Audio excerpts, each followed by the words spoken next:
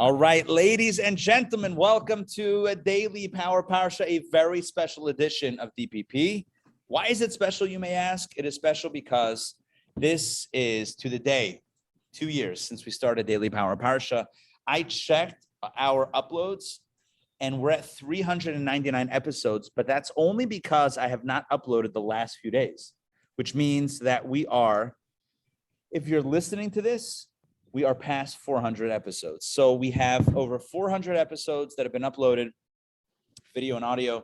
We have 2 years of Daily Power Parsha in the books. And I want to read to you the email that got it started. Okay, here was the email that I sent out 2 years ago. And it reads like this. The date of the email was, hold on, Tuesday, March 17th. Okay, so it was a Erev. No, but I mean it's Erev, right? It's Erev. Yeah. Yeah, okay, it's about 2 years. All right, we're close. Well, it's the 14th. All right, it's fine. Yeah. It doesn't, the dates are irrelevant when we talk about years. Okay, it reads like this. Dear friends. Oh, do you mind getting that? Might be Faye. All right, dear friends.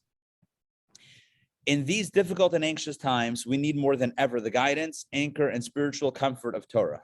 And so in response to the upheaval we are all facing, I'm excited to announce a brand new online study initiative from the Intown Jewish Academy.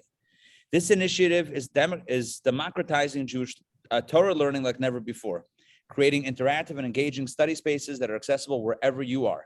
You can now participate in Jewish study and discussion at your convenience from whatever device you're on with just the click of a button. We've created, hi Faye, feel free to grab some champagne, some hamantaschen to celebrate. This initiative, no, I read that already. We've created a new array of weekly learning opportunities that perfectly fit this new format. Programs that are both fun and inspiring. See below for a new weekly schedule along with links to participate. I encourage you to join us whenever you can from wherever you are for authentic and meaningful Jewish study. This will help us all remain grounded in these uncertain times. I look forward to you being part of the learning conversation. And I wrote sincerely, my name, Intown Jewish Academy, etc. On that original schedule was Daily Power Parsha. And I laugh. 12 to 12:15. I laugh at 12 to 12:15. 12 to 12:15, as if. No, and listen, we go a little bit long. Kabbalah Coffee is on here, of course. Monday Mimer. We used to study for a little bit. We did a discourse Monday nights. Tuesday Talmud. We did Monday Mimer, Tuesday Talmud. You can see I was going for alliteration. We had Torah studies Wednesday. Thursday was cooking with Rabbi Ari. Who remembers that? Cooking. That was fun. Ari. That was fun. Trip down memory lane. We should do it again. We should do cooking with Rabbi Ari again. In person. We should. You got my cookbook. Remember when we did that? We did that a few years ago. We had a cookbook. Yeah. Maybe you guys should come over to my house and we'll cook for Shabbos. Yeah, you guys will cook for Shabbos. I'll watch. It's great. I don't see this. I see this as a. If we get to stay. This is a win-win. This is like a win-win. Come over. We got some potatoes to peel. Anyway, all joking aside, it's been a great 2 years. I'm not saying this to wrap it up. I'm just saying, like, as you know, as a milestone. It's been a wonderful 2 years of study, over 400 episodes, 400 sessions of this class, Daily Power Parsha, which is the most regular class that we do. I don't think we've done a more regular class ever than literally Monday through Friday every single day. I mean, barring holidays or whatever. So certainly very special. Thank you all for being part of it, and it's really great to celebrate. L'chaim. Cheers. L'chaim. I noticed that I had trouble reading the email, and then I thought about the champagne that I've been drinking, but there's no connection. There's definitely no joking. All right, let's. Yeah. Well, thank you so much to you. It's been a lot of dedication on your part, and kept us feeling amazing for 2 years when we were at home, and it's also inspire. I can talk for myself, and I'm sure it's the case for the group, but inspire us to take on more, Torah studies and mitzvot, and look where it led me. I'm now in a Jewish day school. Yeah. And, it's amazing. So thank you so much. Very special. Thank you for the thank you. Thank you for sharing that. That's beautiful. That's beautiful. Mark. You know, you began this when we were bogged down in the pandemic. Yeah. And we were locked down. The parallel I can draw is, you know, I play golf every week with Stanley Herman. And it was so liberating to be outside, play golf with the sun shining on my face and all that, in the midst of the pandemic. And this is analogous. Nice. That this brought the light in Nice. a very dark time. It was something to look forward to every day. Amazing. It Thank you, Mark. It's absolutely wonderful. Mark is saying that this is a ray of sunshine. More than one. More than one. Rays of sunshine in his life. Like golf. That's a high level. That's a high. Like golf, that's a very high. It's a very lofty level. You know the story about the rabbi who decides he's a golf fanatic, and he decides that even though it's Yom Kippur, he's got to play around. So in the break, it's a classic joke. Everyone knows the joke, right? So we have to tell it anyway. Fits the golf theme. So he decides in the break on Yom Kippur service, you know, there's usually a break after Musaf to Mincha, maybe a few hours, decides to get in a very quick round, you know, Yom Kippur. Anyway, he's playing, and first hole, he gets a hole in one. He's never got a hole in one. First hole in one. The angels on high thunder to God, God, how could you allow the rabbi desecrating Yom Kippur, playing golf, to get a hole in one? And God says to the angels, yeah, but who's he going to tell? Who's he going to tell?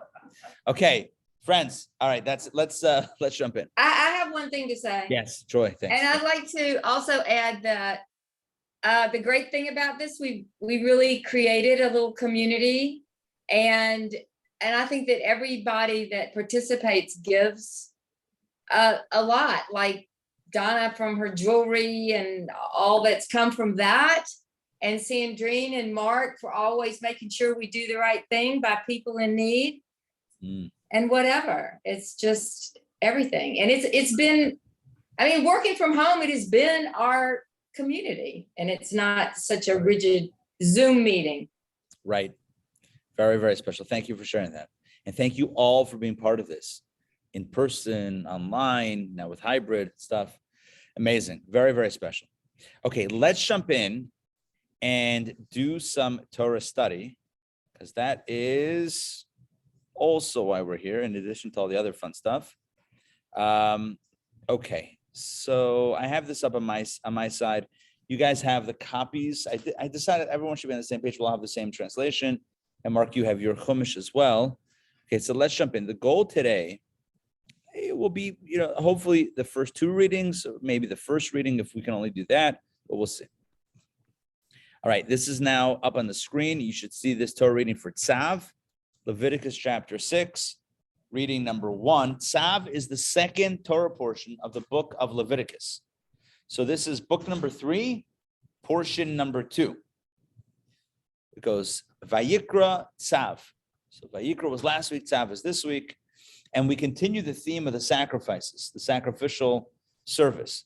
So as a quick recap, last week we introduced the sacrificial rite, sacrificial service, and we talked about a number of categories of sacrifices, including the Ola offering, which is the voluntary donation burnt offering. We talked about the shlamim, a voluntary offering that is not completely burnt, but is divided amongst the altar, the kohen, and the person who brought it. We spoke about the sin offering, person or community who commits a sin inadvertently, unintentionally, and who brings a sacrifice for atonement. We had some other, toward the end of the reading, we had some more other forms of sin offerings or guilt offerings, where a person doesn't just make a mistake, but actually intentionally lies about something that they have, that they said they didn't have. Anyway, we talked about other forms of offerings as well. Now the Torah in the second Torah portion gets into a little bit more detail about some of the things that we've already mentioned. So you'll see how now it's adding kind of dimensionality. It's kind of adding a little bit more details to our conversation. Leviticus chapter 6, verse number 1. Let's begin. And the Lord spoke to Moses, saying, that's something that we got to get used to, because that verse is everywhere. All right, God says to Moses, command Aaron and his sons. Remember, Aaron was the high priest. The sons were the priests. So this is not a message for Moses as much as it is for Aaron. So God says to Moses, tell this to Aaron. Tzav. The name of the portion is Tzav. Tzav, right here in the Hebrew. Tzav means command. Okay? So command Aaron and his sons, saying, this is the law of the burnt offering. The burnt offering is the Ola offering, the first offering that we spoke about last week. So this is the law of the burnt offering. In other words, these are additional laws of the burnt offering. That is the burnt offering, which burns on the altar all night until morning. Okay, so here's a very important detail that we mentioned last week that here the Torah explicitly states, and that is when it comes to the burnt offerings, if you did not have time to burn all the offerings during the day, you can burn it overnight. You cannot bring an offering at night. You can only bring an offering during the day. In other words, like initiate it. But if you didn't have a chance to complete the burning of the offering, you can do it all night until morning. This is parenthetically, and I mentioned this Shabbos on Shabbat at our Shabbat learner service. This is why we have the third of the 3 daily prayers. We have the morning prayer service, the afternoon prayer service, and the nighttime prayer service. The nighttime prayer service corresponds to this ritual of burning the remainders of the offerings all night. So you can pray in current times, we daven Ma'ariv, we pray the evening, the nighttime service, we can do it until daybreak. Let's continue. And the fire of the altar shall burn with it. I guess that's kind of obvious that the fire of the altar shall burn with it. That means we have to continue to stoke the fire of the altar with more wood. We have to add wood to that fire. We're going to do a few verses and then circle back to some Rashis and some additional insights. And the Kohen, these are details that we have not yet discussed, like last week. And the Kohen shall don his linen tunic, michnesei vad. I'm sorry. Midai vad. His linen tunic, and he shall don his linen trousers on his flesh. And he shall lift, listen to this, he shall lift out the ashes into which the fire is consumed, the burnt offering upon the altar, and put them down next to the altar. This is called the Trumas Hadeshen, the lifting of the ashes. This was not to clean, let me just clarify this. This was not intended to clean the altar from all the ashes. This was a ceremony, a symbolic representation of the ashes. It was almost like another part of the ritual of the offering experience. You lift some of the ashes, right, and put them next to the altar. It wasn't to clean it. If you were cleaning it, you got to get shovels out and do a lot of sweeping. This was just taking out some and putting them next to the altar. Why were there ashes? Just to clarify, because you're burning animals on the altar. You're burning parts of animals on the altar, you're going to end up with ashes. That's what happens when you burn things. You end up with ashes. So you take some of those ashes, you put it next to the altar. Let's continue. Verse 4, we get to the next mitzvah. He shall then take off his garments, those white linen garments, and put on other garments. And he shall take out the ashes to a clean place outside the camp. This is not the lifting of the ashes. This is the removal of the ashes. There's two different things that you do with the ashes. One is you take some, you lift up some of the ashes and then put it down next to the altar. And the other mitzvah, which is verse 4, which is what we just read, is removing the ashes because it gets in the way of fire. If you have too many ashes that build up, it gets in the way of fire and you move it out. Does anybody have a fireplace? Let's just jump in here for a second. You have a fireplace? Anybody have a real fireplace? You have a real fireplace? I don't have a real fireplace. I have fake gas. I mean, it's real gas, but like a gas fireplace with fake logs. You got the real deal. Joy, you also have the real deal? Okay, so I have had, but not right now. Got it. So, but the way it works is it just straight up produces ashes, right? So you have to remove it, right? At some point. Otherwise, you're not going to be able to light a fire, right? Is that correct? Yeah, it'll block the draw. Got it. Yeah.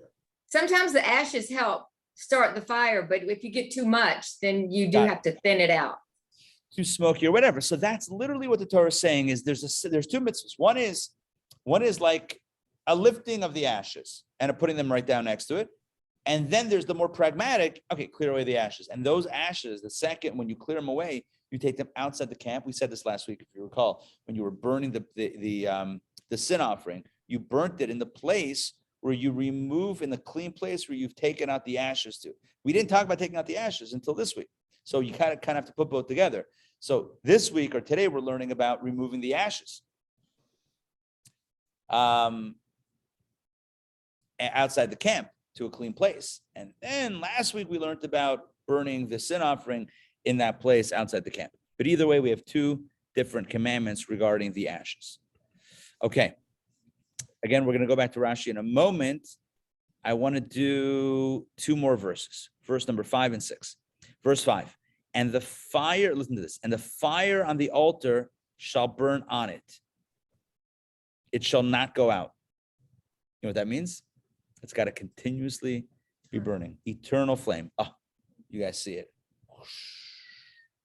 The eternal flame shall constantly be burning on the altar. It shall not go out.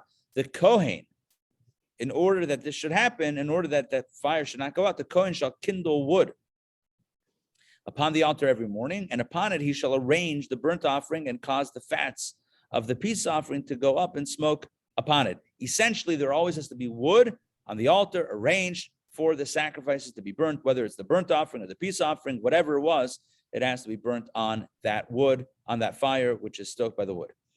And to double down or triple down on this, verse 6, a continuous fire shall burn upon the altar, and just in case you missed the memo, it shall not go out. That fire, God does not want that fire to go out.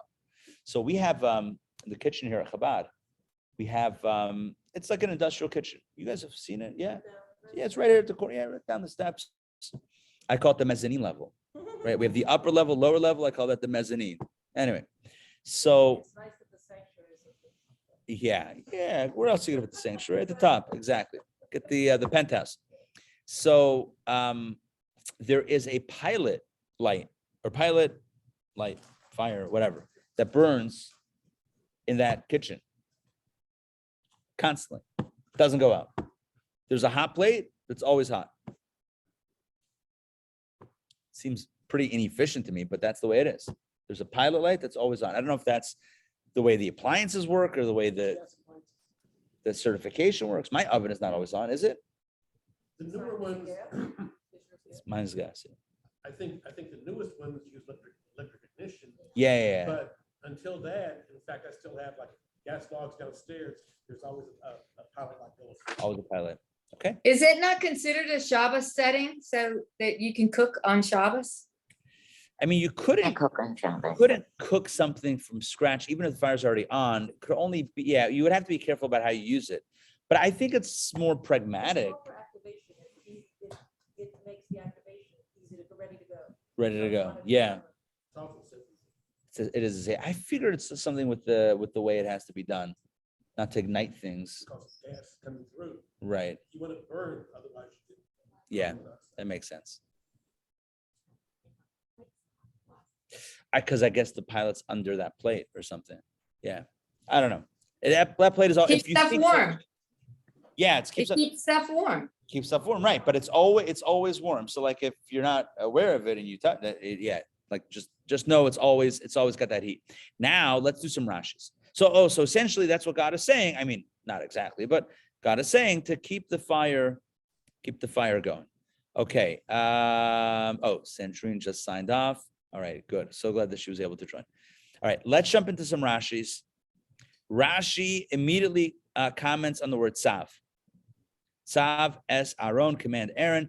And Rashi says Tzav, the expression Tzav always denotes urging to promptly and meticulously fulfill a particular commandment for the present and for future generations. In other words, Tzav, it's beautiful in the Hebrew. It's ain't Tzav eloshin zeros miyad l'daris. Tzav means zeros. It's like it's urging. It's like you got to do it. It's really like a lot of encouragement, not only in the short term but for all time. So when God says to Moses, command Aaron, what he's telling him is not just for one generation, but excite and encourage Aaron that he should tell his kids, and that they should be so excited they'll tell their kids, who will tell their kids for all time. In other words, to keep the chains moving, so to speak, keep the message flowing throughout all time. Rabbi Shimon taught, Scripture especially needs to urge people to fulfill commandments where monetary loss is involved. In other words, where a person stands to potentially lose money, you definitely need to encourage people to do it anyway. Now, how is this losing money? So Mark has a footnote. Go, jump in. This is from Torah's Kohanim. That's the Midrash on Leviticus. You have that over. Go. It says the Kohanim suffer financial loss because they are not paid for the sacrificial service. In order to perform it, they must give up their regular means of earning a livelihood. Even the hides that they receive from the Olah offerings are insufficient to make up this loss of income. The Torah makes this point in the context of the Olah offering, rather than other offerings, because the loss of income in this case is especially great. With other animal offerings, Kohanim receive both meat and hides. Right. With the Olah offering, they receive only hides. So thank you for reading that. So Mark's footnote, Mark's Rashi Chumash, in the footnote, it clarifies why there is monetary loss for the Kohen in this case, because this was an Olah offering, and an Olah offering is completely burnt in the altar. All the Kohen gets are the skins, the hides of the animal, but everything else is burnt. Doesn't even get a steak out of it. There's a snake. Huh? Mom, right there. Oh, with what's it called again? With other offerings, you get some meat. With the shlamim, you get some meat. Here, the Kohen gets nothing. So, and the Kohen's like, I don't have a day job. This is all I do, and I'm not getting anything from it. I'm just bringing. Yankel Shmerel Beryl wants to bring a gift for God, an Olah offering. So the Kohen has to do it, has to facilitate. What does the Kohen get?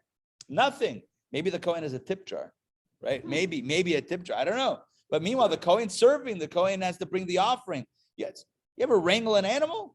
I haven't wrangled an animal. Animals look pretty big to wrangle. I don't know. It's like a whole thing. You got to shecht the animal, the blood, cut it up, and it's not an easy thing. It's hours of work, right? And what do you get out of it? Garnished, a belt, garnished, nothing, right? So God tells Moses, tell Aaron and his kids, do it with love, do it with zrizos, do it with alacrity. Hey, maybe if you do it with real alacrity, you have extra time to get a job. No, I'm kidding. But no, the point is to joking, but do it with love and excitement because this is God's will. Okay, here we go. This is the law of the burnt offering. Next Rashi, very important, and I mentioned this before. This passage comes to teach us that the burning of sacrificial fats and parts of an animal is valid throughout the entire night. Oh, you guys can't talk Rashi. I have the whoops. I got the printouts, but you're here and you're listening. Yeah, okay. There you go. I'm not making this up. Mark will fact check me, right? So here we go. So you can burn the fats that need to be burned, and the parts of the animal that need to be burned throughout the entire night, following the day it's offered. Not like 3 nights later. If you bring it on today's Monday, if you bring it on Monday during the day, it can burn throughout the entire night tonight into Tuesday morning up until daybreak. I'm going to skip the rest of that Rashi. That is the burnt offering. Why did I just think of Tom Brady? It's so weird, so strange that I thought of Tom Brady. I don't know about sacrifices coming up and being brought down and not, oh, whoops, a switcheroo. Yeah, I'm retiring. I'm not retiring. Well done. Well done, Thomas. Okay, back inside. This is the burnt offering. Oh, yeah, I would say not. Yeah, and excludes animals that have cohabited with a human. Okay, yes, that would be invalid. Fine, good. The Kohen wears what? The Kohen wears a linen tunic. That refers to the ketonet, the long tunic. Why does it say midoy vad? Midoy means the measure of linen. Why measure? Look at this. To teach us, says Rashi, that the tunic must be made according to the size of the Kohen wearing it. It's got to be tailored. What do you mean one size fits all? If you're a Kohen, right? If you're a Kohen in the temple, they don't just say, yeah, just grab a tunic. They're all the same size. No, they get it tailored. You take it to the temple tailor, and that's it. You guys know the story about the tailor, about the Jewish tailor. Here's a story about the Jewish tailor. So this fellow buys beautiful fabric from Italy. Italy is good fabric? Yes. Yes. Good wine? Yeah. L'chaim, apparently. So this guy buys beautiful fabric. It drapes. I think that's what we say about fabric, right? It drapes. Oh, falls nicely, beautifully. You hold it up, it doesn't jump up. It's beautiful, amazing. Fine. Brings it to this Jewish tailor. And he says to the tailor, I want you to make a suit. Tailor takes the measurements. Sure. When is it going to be done? Says, give me 3 weeks. Comes back 3 weeks later. Tailor says, it's not ready. Come back in another 2 weeks. Comes back after 2 weeks. It's not ready, need another week. This goes on week after week after week. Months later, finally, the tailor says, suit is done. Come on in to pick it up. Comes in, puts it on. It's beautiful. It's mamish beautiful. It's like unbelievable. So the man says to the tailor, you did a great job, but it took so long. It took so long. God created the entire universe in 7 days, 6 days, right? And the tailor says, have you seen the suit though? You've seen God's word. Have you seen my suit? Anyway, the punchline is, yeah, his suit is even nicer than. All right, that's the punchline. I felt the need to explain it because I don't think I said the punchline correctly, but that was the point. Back inside. So the bottom line is that the tunic should be tailored according to the measure of the Kohen. On his flesh, Rashi says, nothing must interpose between the trousers and his flesh. Okay? Very form-fitting. Nothing between the trousers and the flesh. Okay, now he shall lift out the ashes. This is what I said before. There were two services with the ashes. One is lifting and putting next to the altar. The other one was removing it outside the camp. So the first service, Rashi says, he would scoop out a full pan of ashes from the innermost mass of ashes from burnt out sacrificial parts on the altar. So from the middle, not from the top. He would scoop out from the middle, from the belly of the ashes, and would deposit them at the eastern side of the ramp that led up to the altar. The eastern side of the ramp. So the altar faced north-south, right? It was north-south. This is not north-south. This is east-west. No. The temple building, so the temple building, north is this way. Okay. North is this way. Okay, so then let's do it this way. So the temple was configured east-west. No, 1 second. No, north is there. North is there. So 1 second. So the temple was configured like a rectangle, and it was like this way. Okay? The Holy of Holies was toward the west. You had the temple building, the Mishkan building, and then outside you had the big courtyard, but it was shaped like a rectangle this way. But within the rectangle this way, the altar went this way, north-south. So you had a ramp going up, and then the altar was a square in the middle, but a ramp going up. They put it on the eastern side of the ramp, which would have been this side of the ramp. So he takes the shovel, sticks it into the belly of the ashes, and deposits them on this side of the ramp. Okay. Next Rashi, the ashes of which fire is consumed the burnt offering. Yeah, we got that upon the altar. Oh, look at this. Upon the altar. If he finds any animal parts which were not yet consumed, while he's shoveling the ashes, if he encounters a piece of the animal that wasn't yet fully charred, he must put the animal parts, back onto the altar after raking the burning embers in all directions and scooping out some of the innermost ashes, because it is said the burnt offering upon the altar. In other words, that means that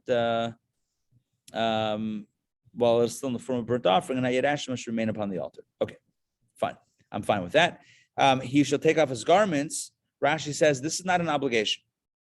It doesn't have to, but rather it's etiquette, a proper practice, that by taking out the ashes, he should not soil the garments in which he constantly officiates. In other words, the garments that he wears to serve in the temple, he should not be wearing the same garments to take out the ashes and remove them outside the camp. The little ash, the one scoop of ashes, you could do with his garments. But if he's taking out the bulk of the ashes and removing them, he's going to ruin his linen garments. I mean, who would scoop out ashes while wearing nice garments? Rashi says, by analogy, the clothes worn by a servant while cooking a pot of food for his master, he should not wear when he mixes a glass of wine for his master. Right? That when you're chefing, when you're cooking, it's splashing, it's whatever, you're getting dirty. When you serve wine, which is funny that he should say serving wine, because literally we had wine today, right? When you're serving wine, you wear a little bit of a nicer garb. So the one scoop is symbolic, right? The one scoop is symbolic, but it's still, I mean, it's a mitzvah, but it's not going to get him dirty. Right. But the bulk of it, yeah. No, it made me think, it made me think of at a funeral, because doesn't people do with symbolic? We do, yeah, we do. Well, that mitzvah is actually to bury. Right. So that's not just symbolic, it's actually burying. You're talking about the One shovel? Yeah, I mean, it depends. It's most, yeah. You do one shovel, but then at the end, the goal is to actually cover. Oh, so the community is actually together. Yeah.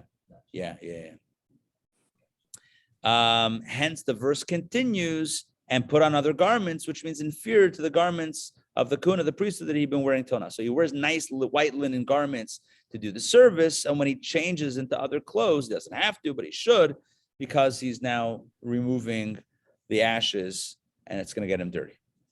Okay. Rashi clarify. Yeah. Every day there's a mitzvah. Yes. Every day. Oh, no. I'm sorry. But next Rashi clarifies. The first was a mitzvah. The second wasn't a mitzvah every day. To lift up some of the ashes and ceremoniously put it next to it was every day. But to remove the ashes, to clean it out, was as needed, on an as needed basis. And that's literally the next Rashi. I'm going to read it. By contrasting verse 2 with verse 4, we see that there were two distinct obligations with regard to removing ash from the altar. Number one was Trumas Hadeshin, lifting out some of the innermost ashes from the altar and placing them next to the altar. And B, Hotzas Hadeshin, taking out the heap of ashes from atop the altar when they became overflowing to a place outside the camp. Thus, our verse here refers to ashes which were heaped up in an apple-shaped pile of ashes upon the altar. In other words, it was just like a big pile that eventually has to be removed. Otherwise, it's not going to work. When this pile became so large that there was no longer any room on the wood pile on an as-need basis, the Kohen would take it out. Now, this was not a daily obligation, but lifting out some of the innermost ashes was a daily obligation. So there's two mitzvahs here, Trumas Hadeshin and Hotzas Hadeshin, lifting up the ashes and removing the ashes. Lifting up is you lift up some, you put it next to the altar. Removing means you're just cleaning it out. The first was a daily obligation. The second was on an as-needed basis. Okay, good. No, I don't think so. Yeah. Now, the next piece, and here I want to throw in some mystical explanation. The Torah says that the fire on the altar shall burn. It shall burn. You should know, Rashi says in the Talmud, the rabbis differ regarding the number of wood piles that had to be arranged on the altar. There's a question about how many wood piles on the altar. Okay, we'll leave that for the Talmud. But bottom line is there had to be a wood pile arranged in a very specific way. This goes to what we were discussing in last week's Torah class too, right? Yes. Yeah, last week we spoke about how you get that wood in the first place. How do you get the wood? You got to chop the wood. When you finish chopping the wood, which is a violent action with metal, you break the axe. Celebrate. We don't no more chopping. We're done with the chopping. Let's go to the next verse. And actually, here's where it gets mystical. A continuous fire, verse 6, continuous fire shall burn upon the altar, shall not go out. Rashi says, the fire must also be kindled from the fire on the outer altar. Look at that. Look at that. The fire regarding which says to kindle the lamps continuously, this fire must also be kindled from the altar. You light the menorah from the altar. Look at that. The menorah, how do you light the menorah? With fire. But where did that fire come from? You strike a match? No, you get it from the altar. That's cool. That's a cool little hybrid. You take the fire from the altar and use it to kindle the menorah. It's beautiful. You know, at the HOD barbecue cook-off, there was a shkiach there. Yeah. And we couldn't light our own fire. Yeah, he's got to light it. He had to light it for us. Yeah. But we were told that if the fire were still burning, we could light from that. Nice, So similar. nice, very, very good, similar. So to me, there's a deep insight here. The menorah and the altar represent two different energies. And the point is that one has to be lit from the other. So what does the menorah represent? What does the altar represent? The menorah represents light and Torah and clarity and vision. The menorah is all about like clarity and vision and wisdom. It's like wisdom, oil. It's oil. Oil is connected with wisdom, chachma, wisdom. And what's the altar? What's the mizbeach connected with? Dedication and selflessness. The message here is, what's the premise of Torah learning? What's the premise of wisdom? It has to be dedication. You with me? This is daily power parsha right here. Right? There's a dedication, day in, day out. DPP, every day, 12 to 12:15, 15 minutes a day, ish, around. 12 to 12:15, a dedication. The fire of the menorah is taken from the fire of the altar. It's from the dedication of the altar that you get the light of the menorah. You can't just light the menorah. Otherwise, it's got to be predicated on the fire from the dedication. And our DPP is eternal, just like the eternal flame right there. Eternal as of 2 years ago. There was a fire from above and a fire from below. But that was constantly. Once it started, it never went out. That's what I'm saying, the original one. I'm not sure who lit the original. I think they had to light the original. I think it had to come. They had to light their wood pile. Even though there was also fire, they had to also light their wood pile. But look at this. Anyone who extinguishes the fire on top of the altar transgresses 2 negative commandments. Look at that. Don't put out that water. Don't put out that fire. Don't splash water on that thing. But I want to tell you something else. Vav 6, it says a continuous tamid, a continuous fire. 2 karam should be burning on the altar. Loi sichbe. Do not extinguish it. It shall not go out. But there's another way to interpret it. I believe this is from the Maggid of Mizrich. I believe this is from the Maggid, not the Baal Shem Tov, the Baal Shem Tov student, the Maggid, who was the teacher of the Alter Rebbe, founder of Chabad.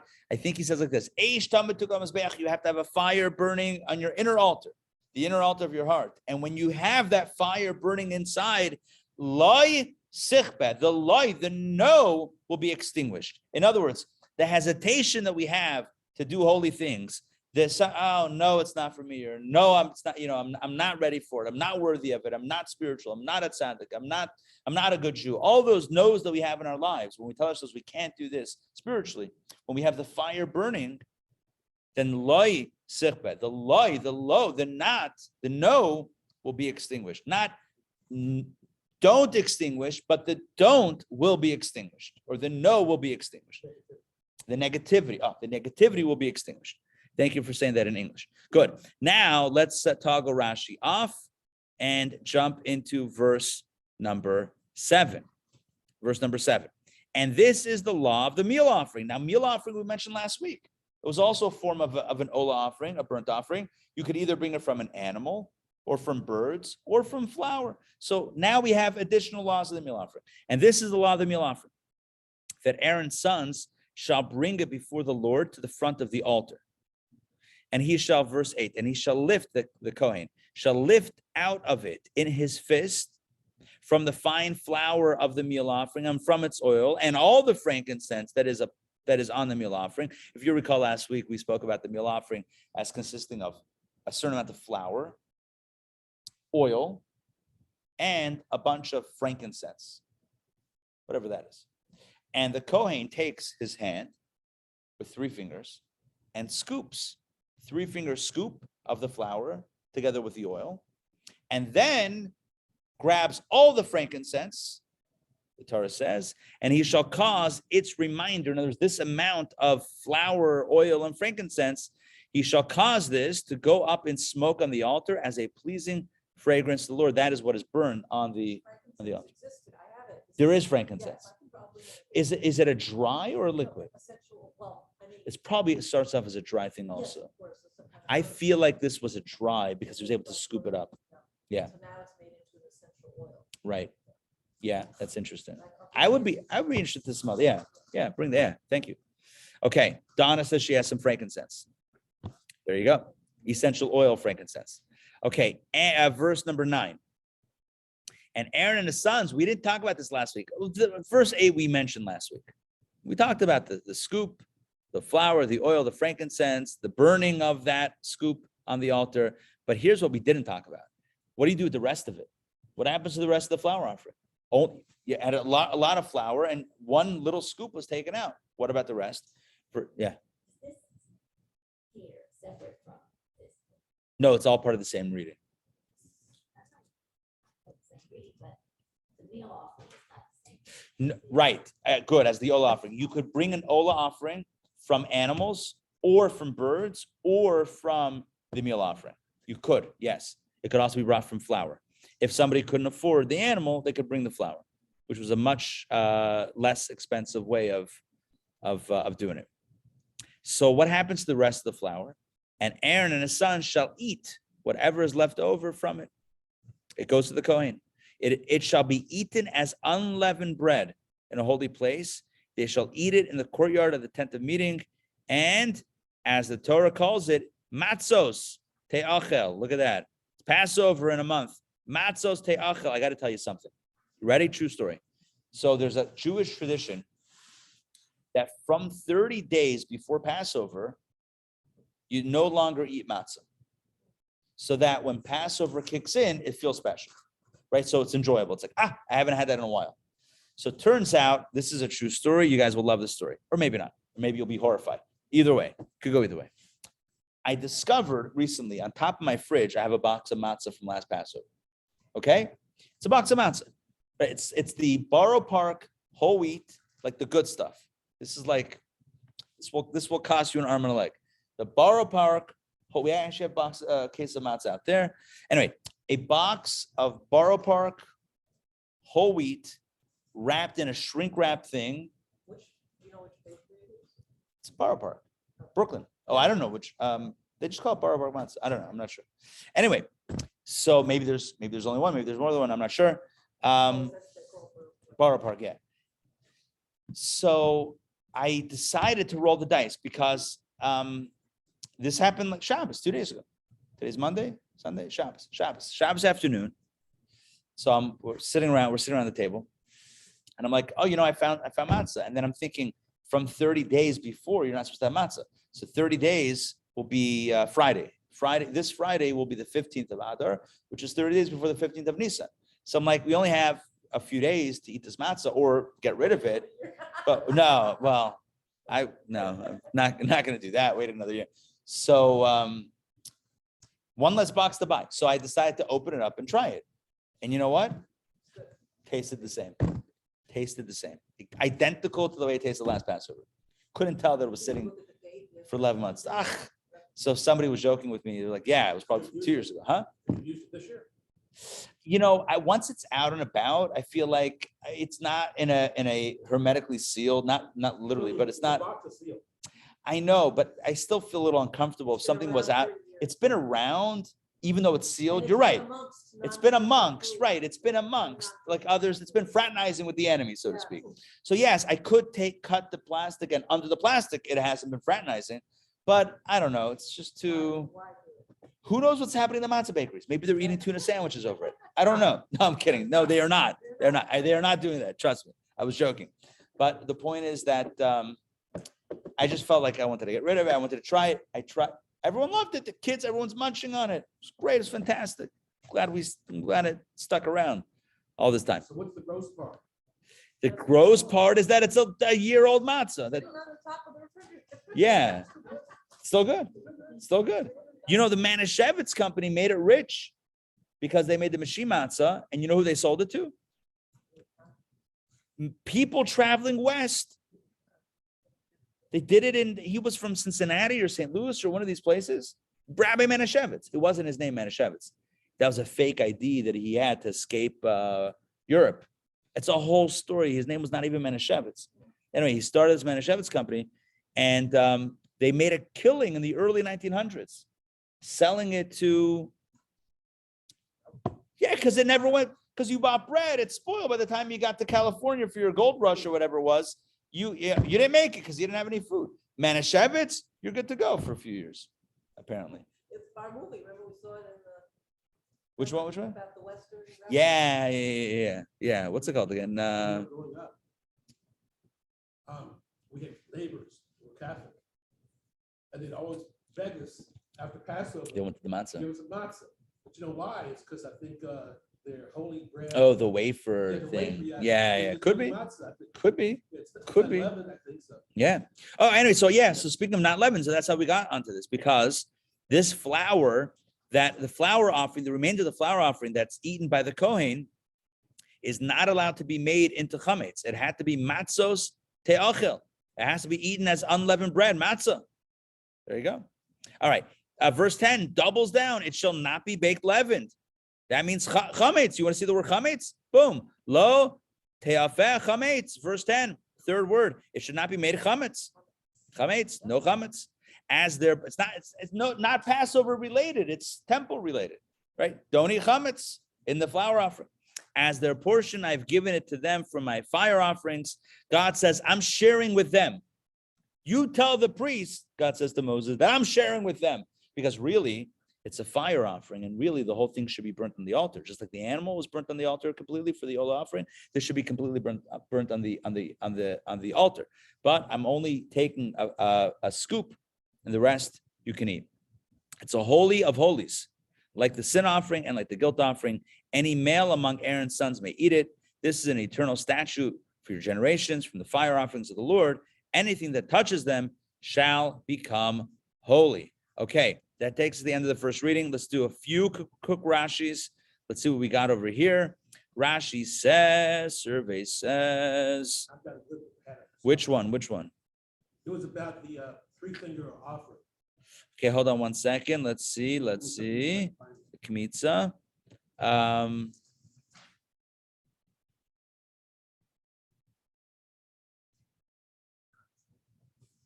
By the way, the meal offering was brought to the southwestern corner of the altar. Southwestern corner of the altar would mean, if this is the orientation of the altar, southwest would be boom, boom, would be this corner. So right where you are, you're in the southwest corner of this table configuration. Both of you guys, actually, like that corner. And the verse, because the verse says before the Lord, western side. Okay, got that, front of the altar, south side, because the ramp was coming up from the south to the north. That makes sense. Verse 8. This teaches us that he may not make a measure for a fistful, but rather he must use his fingers directly. The note I have on that Yeah, what do you have? is what is Yom?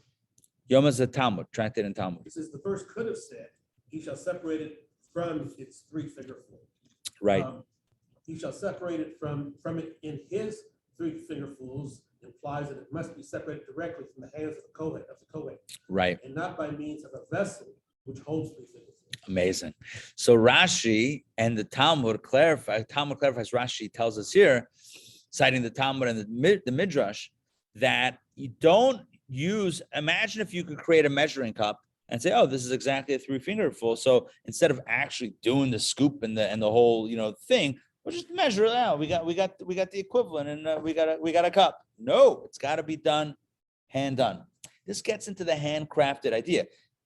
Matzah as well. Get up one box. Get one box. We'll have them here also. Get one box of handmade matzah, even if you're doing the other one's machine. One box at least. That's also the Shabbos mitzvah, not only to observe Shabbos with the meal, but help prepare it. help cook. Right. Cooking with Rabbi Ari. Exactly. It's not just to get the food, but it's also maybe to make it, or at least to spice it up a little bit. Something that we do hands on. Yeah, kosher gourmet is fine, but just add a little salt. Just do a little kick it up a notch, a drop. Just trying to see what I want to do over here. We already talked about the frankincense. Leavened. Do not bake it leavened. Okay, we talked about that. Guilt offering. Now, touches and should become holy. Okay, let's move on to the second reading. Ooh, it's late-ish. Okay, I think we can leave it for now. Okay, let's see. We had a celebration. We did a lot of stuff today. We had a celebration. We had champagne. We had hamantashen, perhaps. And we did reading number 1. I want to leave you with a few insights, a few thoughts from reading number 1. The constant flame. We mentioned this a few times. Constant flame on the altar, and we tied it into DPP. There's something to be said about exciting special occasions, things that happen that are out of the ordinary, right? Like today, but today is something out of the ordinary that celebrates something that is regular. But hey, there are things that are like, out of the ordinary, like a special event or a holiday. Purim is coming up. It's once a year. It's a holiday. It's a wonderful thing. It's out of the ordinary. We dress up, we celebrate, we make merry. I should probably mention tonight, Purim boot camp, right here, 7:30 p.m. online as well. There are things that stand out of the norm and stand up and announce themselves, and it's very special. And it's very festive. But then there's the regular day in, day out, the regular stuff, regular commitments, the regular opportunities that we have. There's something special about the consistency, something special about the eternal flame. Not necessarily the brightest flame, but the one that you can rely on consistently that will always be there. So yes, there might be opportunities that are, big and brash and bold, but it's the consistency. And I say that in the context of, I don't actually mean this directly, and I didn't intend it for this, but it also fits this.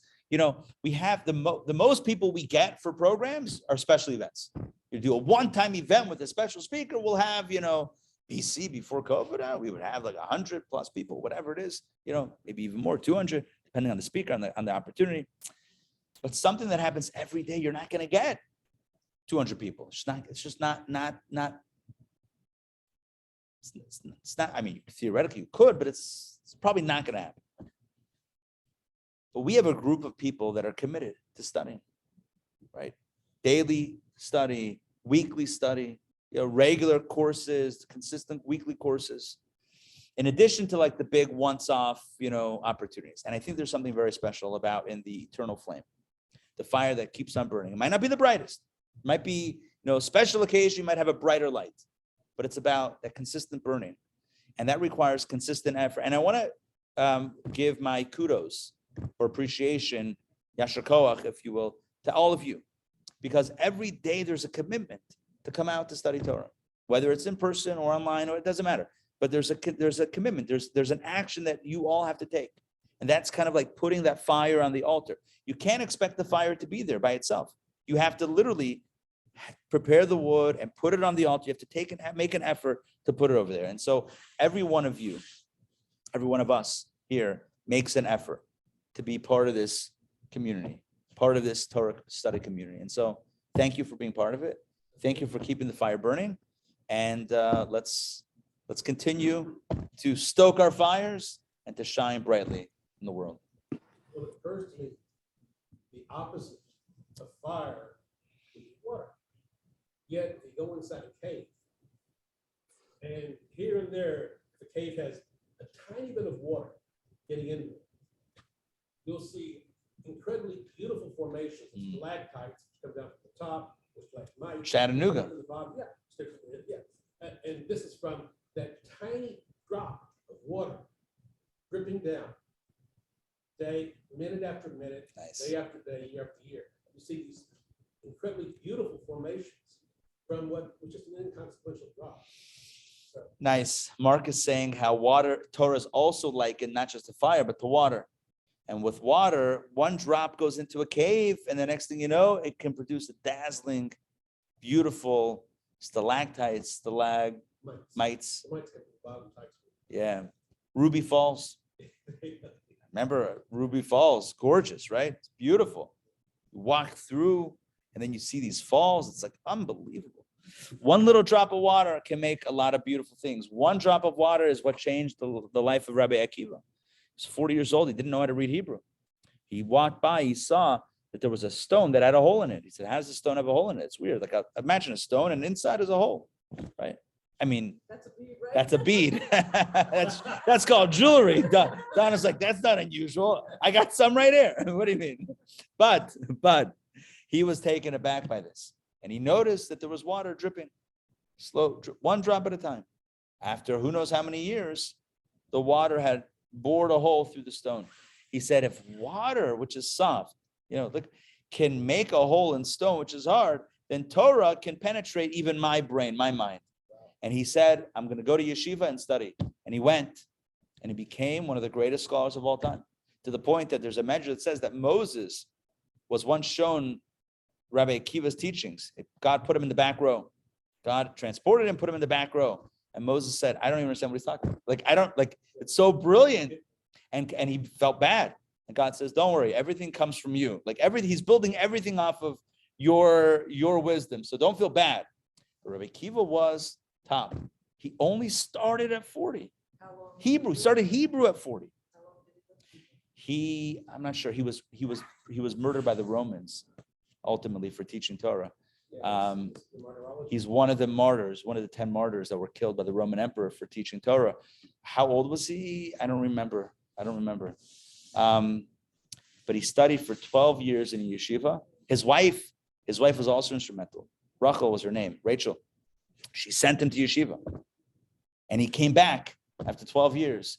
And as he approached his house, he overheard her saying, I wish he's coming. She was telling a friend, he's coming back today. I wish you would stay longer in the yeshiva. I know what that sounds like, but she meant it in the best way. So he goes back to yeshiva for another 12 years. Legit. This is a true story. No, maybe they may have children before that. Yeah, I think they had some kids. Anyway, bottom line is, I'm not saying he didn't come back at all in between, but he was dedicated to study for 24 years. He eventually had 24,000 students. Many of them passed away in the times of the Omer, between Passover and Shavuot, which is why it's a time of mourning. 22,000 students. I don't think 24, 22,000 students, I believe he had. No, there was a plague that broke out. Anyway, that's it for another time. But the point is that the water is very apt. Water, consistent, dripping. And also, we want to start studying Torah at any time is a good time to start. Good. All right. I'll let y'all go because it's been 15 minutes. It's 1:17. Oh, wait, that's 1:17. Oh, yeah, good on. Yeah. Sorry, I tried to register for tonight's class, but I don't see the link to Zoom. Is there any chance you can paste it here, or like where can I get it? Yeah. I will. Give me a second. Let me quickly double check that.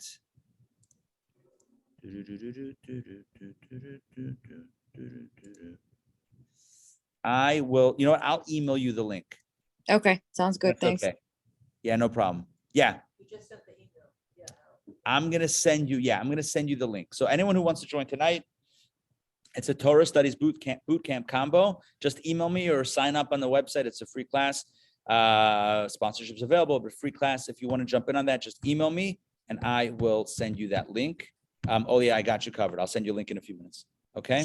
Thanks. All right. Great to see you. Great to study together. I'll let you all go. All right. We'll see you soon. Take care. Have a wonderful day. See you in a few hours. Pleasure. Shakach to you guys. Shakach to everybody here. Ray, Joy, Olia,